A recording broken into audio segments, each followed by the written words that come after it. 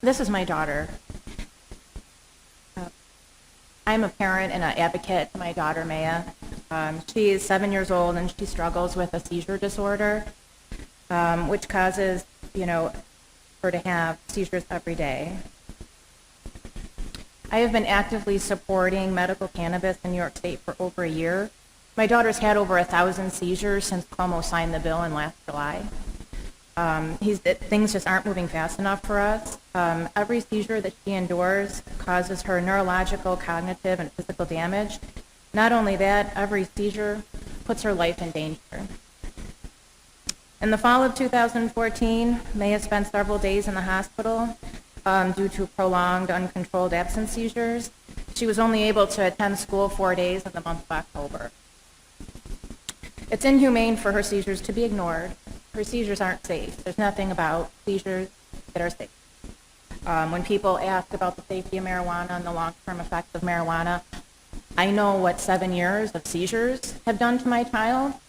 I don't know how she would be any different if she had cannabis at onset. If she would be cognitively better at 7 years old, if she didn't have to have thousands of seizures, every year. My family is not unique to this situation. There are families all across Western New York that live in crisis every single day. Our life is in crisis. I actually had to take my daughter to urgent care last night because she is in constant crisis. Any little thing can turn up to be a big, giant problem quickly when you're dealing with someone who is physically disabled. Like Dan said, I have increased and changed my daughter's medications several times over the years, and she has gone through stages where she has been seizure-free, and then the seizures do come back, so we have to change the medications when they stop working. And one of her medications that she's currently on has a warning page go along with a side effect page. The side effects from the current medications that she's on causes aggression, depression, sedation. We're sedating our kids. Anti-epileptic drugs are sedating. That's what stops the seizures. It lowers the brain function altogether, where the cannabis doesn't do that. Because of your endocannabinoid system, it works within there, and it actually helps protect the brain. It's a neuroprotectant. And it also helps with the brain damage that the seizures have caused. There are so many studies that show children that have gone from nonverbal and non-ambulatory, and within 6 months to a year, they're actually regaining some of those skills that they have lost.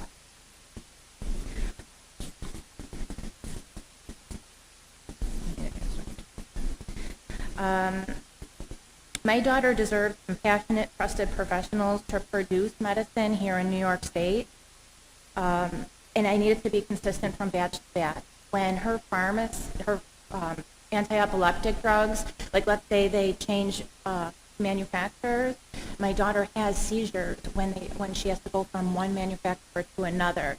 So the 5 licenses that were awarded by the Department of Health, we're concerned that they're not going to have true medical grade medication. And there's not going to be enough choices for parents with children who need medication, because none of the 5 licenses specialize in pediatrics. And there's only going to be 2 dispensaries in Erie County. So everybody within the city of Buffalo will have to go outside of the city to get their medicine once the state starts issuing cards and dispensing medication. Not one dispensary will be within the city limits. And so if there's weather concerns or road closures or people who take public transportation within the city, they won't have accessibility probably to what New York State is currently implementing in Western New York. So people across Western New York, all the way from Pennsylvania to Rochester, will only have 2 dispensaries. The other issue I have is Buffalo has a large African American population, which typically is stricken with diabetes and glaucoma, which are 2 conditions that were removed from the Compassionate Care Act. And I know that we are asking you to take a look at like the original Compassionate Care Act, the legislative bill, and maybe implement a version of that that would help the population within the city. We're not looking for you to, do something brand new. Maybe look at what's currently there. And also, when cannabis is sold, it's taxed, and a lot of that tax revenue, sometimes it's taxed up to 30%, and that tax revenue goes back into the city and into education. I know in Colorado, about 10% of it goes to education.